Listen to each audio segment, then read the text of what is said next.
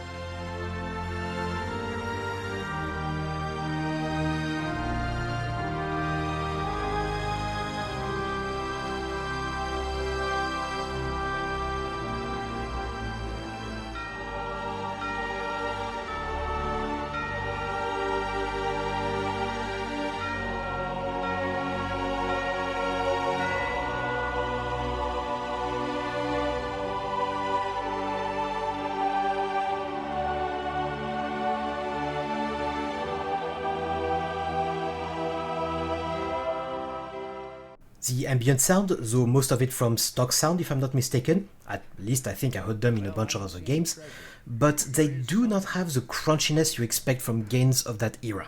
The sound of the waves, the chirping of the birds, or the squeaking of the sugar glider bat things, everything seems to be, or sounds I should say, natural. In the voice acting department though, while some of the cast is great, and let's be honest, you'll essentially only deal with 3 voices, you have the X-1000, you have Ogren, they both do an excellent job as Lo and Brink, the guys really do have range. Mary Weiss playing Maggie sounds bored or uninterested? I'm having trouble describing it, and it might be because of the direction, and fairly often the voice actor does not actually have the scene in front of them playing, but I find there is always a bit of a disconnect between her tone and the scene. It's gonna be very flagrant in the spoiler section. It gets even weirder because this is the first LucasArts game that I had to be fully dubbed in French, and all of the voices were excellent for once. Funny detail, the guy who is dubbing Lo is the same one who does all of the voices for Bruce Willis, and he's doing a much better job I think than the Liquid Terminator. 10 to 1, it's the power source for this place. All I need to do now is to find the light switch, or the plug, or the fuse box, or whatever makes this thing work. An instruction manual might help, maybe a map, and I could use a sandwich, and a hot jukebox and a cold beer, or just a starship headed for home. Get a grip, Boston. 10 contre 1 que c'est la source d'énergie de cet endroit. Il me suffit maintenant de trouver l'interrupteur. Ou une prise. Ou le tableau de fusible. Ou n'importe quoi qui puisse faire marcher ce pilule. Un manuel d'instruction serait le bienvenu. Bien une carte. J'aimerais bien un sandwich aussi. Avec un jukebox d'enfer et une bière bien glacée. Ou juste un petit vaisseau qui rentre sur la Terre. Allons, Boston, ressaisis-toi. Another weird thing is that in English, whenever Lo has a little bit of a FaceTime with his colleagues, his voice has a radio filter, which is weird since it's essentially you hearing your own voice, and it would seem the translator agreed because, at least in French, you do not have that filter whenever Lo is talking. The game being a little bit more serious than the other products in the LucasArts lineup, it's obviously quite different graphically as well, and the style remains quite unique. Compared to, say, Indiana Jones, you actually have a few cinematics that are fully drawn and animated like a cartoon. For the longest time, actually, I thought the lead artist must have been the same as the one making Titan AE and never checked as a kid. These were the dark times before internet and buying used bathwater. I think the best way I can describe the art style is ethereal. The game relies a lot on colors you would not encounter on Earth in daytime, but quite common in the sky at sunset, with lots of oranges, blues and purples. The various tableaus are alternating between natural vistas, caves, buildings, and they all look, well, alien. You encounter strange power stations, tramways, museums, light bridges, and a massive obsession for polyhedrons. It's colorful, it's varied, it's really beautiful, and from a time right before the brown shooters came, so I like it. A lot, in fact. Obviously this is very pixely, and to help the player identify the characters, they are all color-coded, both in dialogue text and design, so no matter how far the characters are, it's easy to know who is who. In general, the game is very decently written, and considering the involvement of Steven Spielberg, it better be. Despite the multiple rewrites, the characters feel genuine, and the project does not seem to have suffered that much. You have a good variety of puzzles, there is lots of dialogue obviously, and overall, though real people would probably be a bit freaked out about being stranded on an alien planet, Keck knows how many light years away from home, the crew and the tone remain consistent, and as the game progresses, you do feel the momentum driving the story forward. The characters can be sarcastic, they crack jokes, they feel real if that makes any sense. And I have a remarkably hard time believing Michael Bay was not inspired by this game when he was making Armageddon. Small intermission, I did not expect my brand of autism to be popular, but when I checked the channel I realized it went from a single to triple digits. I'm kind of astonished by that progression, so please keep sharing, subscribing and liking the videos. Also leave a comment if you want to share your own autism on the channel. Now, I might be talking about a 30-year-old game, but there are still people who haven't played it for some reason, so if you do not want any spoilers, go to here.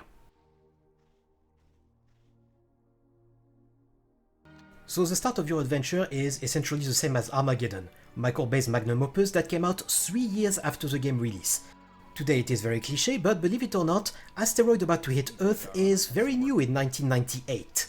But unlike real life, when CNN says that an asteroid is going to come very close to us, this one is actually headed straight for us. So the obvious solution is for NASA to send a team up there to divert the course of Attila, as the big rock is now being named.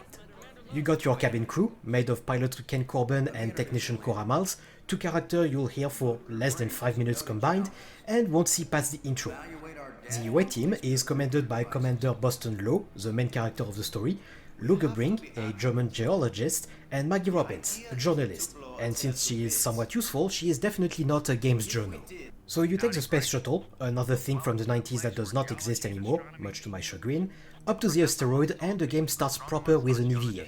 Using your PDA, your smartphone's grandpappy, and just like today, playing instead of working, you get to retrieve two remarkably small nuclear charges, because it's the 90s and every problem can be solved by using nukes on it. Except this one requires specific nukes placed in specific positions, or you look like a jackass in Maggie's article. After you give Attila a failed acne treatment, you go back in only to realize things are not quite what they seem, with a number of clearly artificial constructs and tunnels, and Lowe revealing he's had order to search for indication of alien life. Don't ask me why they would bring a journalist or a foreigner if such order existed. As you discover various geometrical metal plates, Lowe cannot stop himself from touching everything, because evidently this is one of these universes where movies like Aliens, Scanners or The Things just don't exist. I swear to Keck, when we start going out again, instead of cutting off genitals, we're gonna have a list of mandatory viewings for all crew members. Anyway, as you get deeper inside the asteroid and lose comms, Lowe continues doing the stupid thing, even if you go back up he won't give any real information to the cabin crew, and finds all of the metal plates that fell into the room to install them in the recesses of the wall. Because, just like in Alien, there is no story if the village idiot does not do something completely retarded.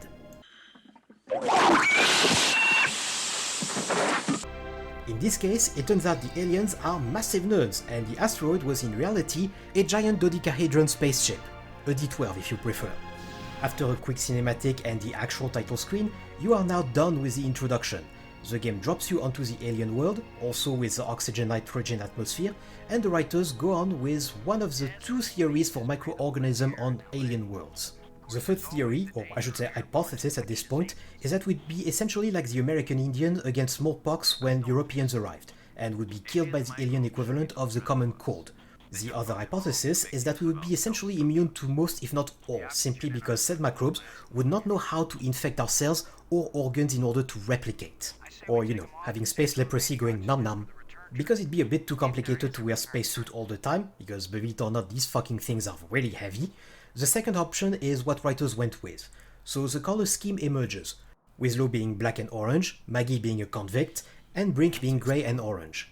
Brink, clearly not having gotten the message Germans should never lead again, argues over command, but, through Maggie's woman power, surrenders once again to the Americans. Being in a crater, you will, quote-unquote, face one of the frustrations of the game if you do not like trial and error. You need to walk around the different tableaus, I believe there are 4 including the place where you start, and try objects until you find the correct interaction. Though it's usually fairly obvious, like using your shovel on the burial mounds, for example. Eventually, you will encounter your first ghost, a blue electrical cloud thing, and in this case, clearly kept into this world by his regret of never finishing his D&D campaign. Following the ghost in your starting position, you eventually realize there is something under the slab you left the suits at, and allow Brink, our brave archaeologist, so certain of his expertise, to start digging and fall to his death. From that event, Maggie decides to go her own way and leave you alone in the Nexus, the room you will go back to regularly, and connects all of the spire that you saw when you arrived. So, first things first, you encounter your first piece of alien tech, with a fairly nice fake 3D transition to the alien power stations, which, like any 90s kid will tell you, must involve energy beams going out of crystals. After you use the stupidest drone control interface, clearly there is no Boston Dynamics in this world, relying on moving the drone centimeter by centimeter until you replace a lens to restore power, not forgetting to pick up the crystal behind the plate with light seeping behind it. And that's what I mean by I don't understand why people say that the puzzles are too hard. If you were to remove that crystal beforehand, you would just deactivate all of the interfaces and literally cut the power. so you know what this crystal is used for, and it is almost impossible to miss, especially because the pixelation makes it very, very, very obvious there is something important behind that particular plate. And this is a theme that you're going to encounter through the entire adventure, with pretty obvious hint-added solution located very close to the puzzle. Anyway, now that the power is back online, you can now use the combination you find on the engraved rods to open the various doors. The combinations are always a variation on RPG dice. You have D4, D6, D8, D12 and D20 in 3 different colors. Or tetrahedron, cube, octahedron, dodecahedron and icosahedron. And yes, after enough role-playing, or, engineering, I know all of these on top of my head.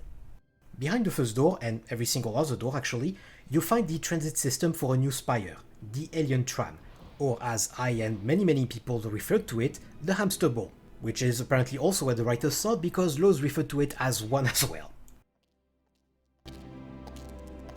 Now I know what my pet hamster felt like.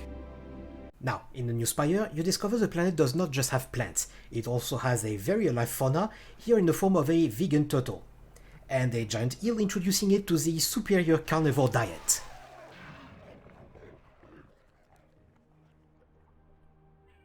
In the same spire, you find a museum showing you, in the form of shifting sand drawing, or at least that's what I call them, that the asteroid was really a ship sent by the locals to Otherworld to establish first contact, which, considering the planet is deserted, probably ended up with visitors dying of thirst and hunger one after the others. You also find information on explosive canisters and some crystal things seemingly restoring an organism back to life. The same kind you find a couple right next to the door. You can see where this is going, but before that, you go through a door and you discover Maggie has somehow found her way to the archive door, without going through the hamster ball, and is trying to learn the local language, possibly to try to find a way to leave. So, since you got yourself a new rod with a new combination, you go back to the Nexus and also try to use the crystal on Brink's body. Evidently, he went to German heaven, met the German god, but failing to present his papers and entry forms, he was not allowed in. So, after absorbing mana particle, he is brought back. Sadly, it is also quickly evident that after finding his inner Übermensch, like all Übermensch, he became addicted to meth. Crystal meth. Following another display of the superior carnivore diet, Brink sneaks away, probably to do more drugs, leaving Lo all alone once again to solve the various puzzles the world offers. I'm not gonna through all of them, that would be rather dull, but a few honorable mentions, first of which is dealing with the Gyarados after Brink leaves. The giant eel spat out the bones of the turtle, and if you paid attention in the museum, you know you have one of the explodey canisters that react with water. So the logical solution is Billy Bob's TNT fishing. So you have to rearrange the bones, and there is a fossil to guide you in the previous tableau, before placing the canister and using a life crystal on the turtle, making the eel eat it and explode in the water. What I find pretty dark is, even with my twisted sense of humor, if you don't arrange the bones in the correct position, the turtle will rise clearly in intense pain and you can do it over and over again. What's more in line with my sense of humor is that I try to overfeed the eel with no success. As you keep exploring this strange new world and opening access to other spires, you will encounter more and more strange contraptions like lag bridges, some with a misaligned lens, some that are broken down, and some machinery like the one that Brink is feverishly trying to fix. You will also go through a lot of tableaux, though beautiful to look at, don't always seem to have anything you can interact with just yet. I'm saying this because the game expects you to remember what you have seen before as clues to solve other puzzles that you're gonna find on your way back once you find a new item.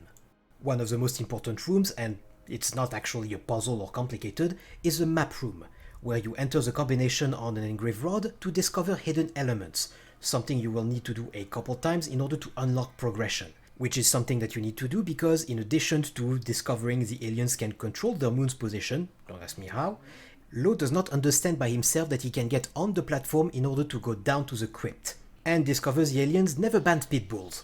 After a brief bout of dogfighting, you eventually discover the body of an alien, which I kept calling the dragon chicken as a kid. But since this is not Star Trek, there is no universal translator, so the discussion dies off pretty quickly. Considering only one of your companion is somewhat cooperative and was studying the language, you try to call Maggie as she proceeds to be kidnapped by some weird giant insect thing. And that's the scene I was talking about when I was saying that the voice acting of Mary Weiss is sometimes completely disconnected from what the scene is actually showing. Because I've at this. Well, take this inscription here. I'm pretty sure it's talking about... Maggie? My mind must be playing tricks on me. What were you saying about... Ah! What are you? What do you want? What's happening? What's going on? Boston! Brink! Anybody! Now, if you have paid attention, and I don't know how you could possibly miss that, you have seen this kind of creature in the distance before, in a place low literally compared to the creepy forest behind his grandma's house. So, unsurprisingly, you find Maggie Webb there, but since the monster wouldn't mind another snack, you need the help of the Übermensch. Considering he does not give the slightest of shit about the Amerikaner, preferring to keep rebuilding his alien meth lab, you do the logical thing by scaring him with sugar glider bat things, and raiding his stash to force him into helping you. Once you reach Maggie, he diverts the monster's attention with his flashlight and a choice of word that won't put the French to shame any time.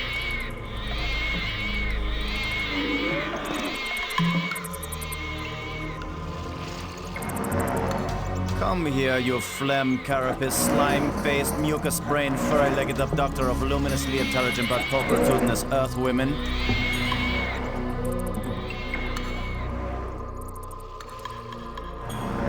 Lo, you idiot! Why are you standing there? I'm still trying to figure out what you said. Move your silly buttocks, you fool! Soon. Anyway, in one of the following tableaus, you find a way to divert a water flow in order to put pressure under a grate that Maggie manages to open, meaning the insect is ejected like an invader at the Polish border. Not giving the German his mess does not go very well, so you are left with Maggie to explore some more, and go fetch the last plate for the Nexus, the same ones you found in the asteroid and all over the spires. Fetching requires you to know where to go though. However, if you have a good memory, you remember that right before Maggie was taken, she was also looking at a diagram of sort that looks exactly like what you have found in a plate that you got in the museum at the very beginning of the adventure. The really annoying part about this puzzle is that it's not actually a puzzle. What you need to do is to talk to her about this plate in a very specific tableau. Specifically the tableau with a coast and strange light coming from some sort of terminal. Doing so reveals an island in which you're going to find the very last plate. Maggie is perfectly willing to just use the plate, potentially go back to Earth and leave Brink where he is.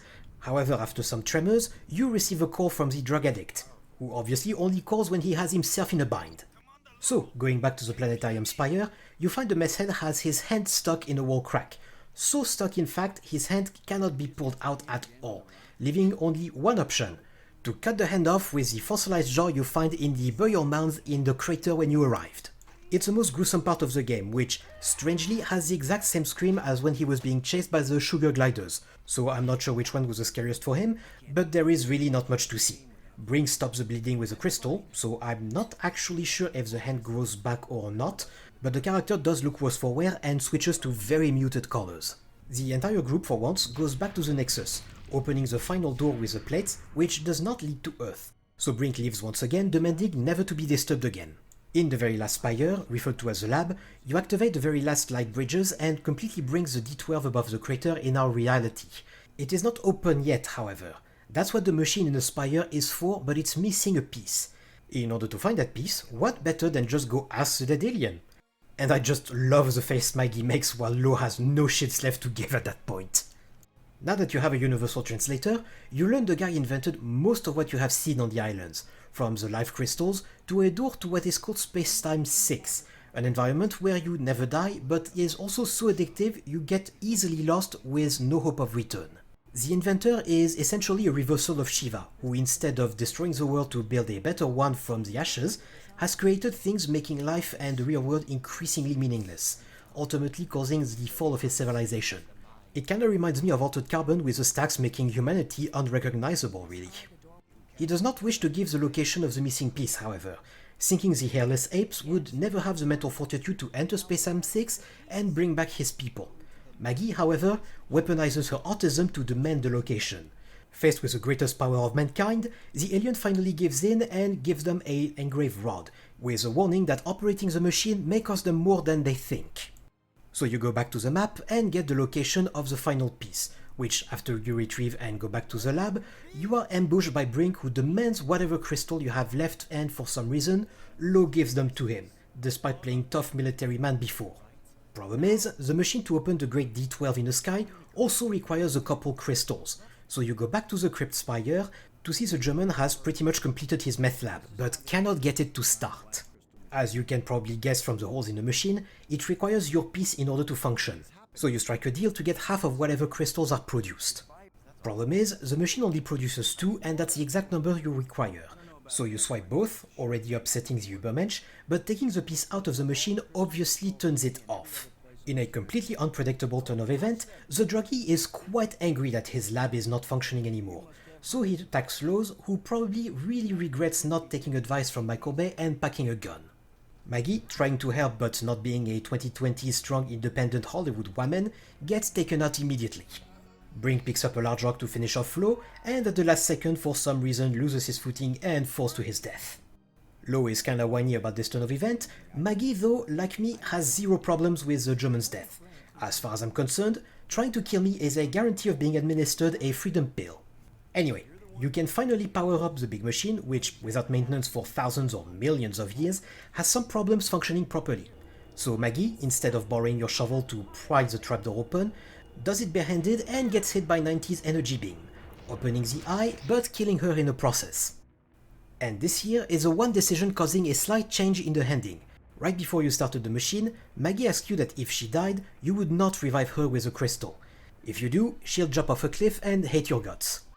Anyway, when you open the door to the Great D12 in the sky, your last obstacle turns out to be an alien PT. Once you get out of his aggro range, you can get rid of it by teaching him about the benefits of gravity. Once you enter the Great Dodecahedron, you find the gate to Space-Time 6 and triggers a cinematic, where Lo does display the fortitude to not lose his way, meaning all the aliens trapped in there get to use him as a beacon to find their way back out. When he exits Space-Time 6 with an alien and wishes to get back to Earth to tell the story and heroic deaths of his friends, the giant chicken goes back in and brings back both Maggie and Brink. If you had revived her, you get a massive slap, and if not, well, you get a big hug. Just from Maggie though, Brink has aged a solid 50 years somehow. All three are sent back in the same kind of crystal D12 they came in, I just hope that it lands on Earth and not in the middle of space, with the promise of future contact and roll credits. The game is arguably not the best in terms of gameplay, as all puzzles were, in the end, very simple, or maybe I should say basic. Maybe because it came out of development hell with multiple rewrites and a couple of times rely on executing an action or dialogue option that does nothing in any but the correct tableau. It's nowhere near the PTSD inducer Riddle of Master Lu is though, so I don't understand why some people complained about difficulty. As I said, the voice acting is great for 2/3 of the main cast, and while the tone may be a little bit off considering their situation, it remains consistent through the entire game and it has momentum, something that a lot of games, like FPS that should have a very easy time doing, completely fail at. The music is hands down one of the best I have ever heard in any game. The environments are probably alien and they all look beautiful. It may not be the best point-and-click or adventure game of all time, and maybe it's just nostalgia of a bygone era, but I absolutely love this game, and there are not many sci-fi point-and-click. So go get it, I think it's less than $8 on GOG, and it will run on any modern machine because it runs on a virtual machine. Remember though, if you are on a space mission and there is a German on the team, bring a gun.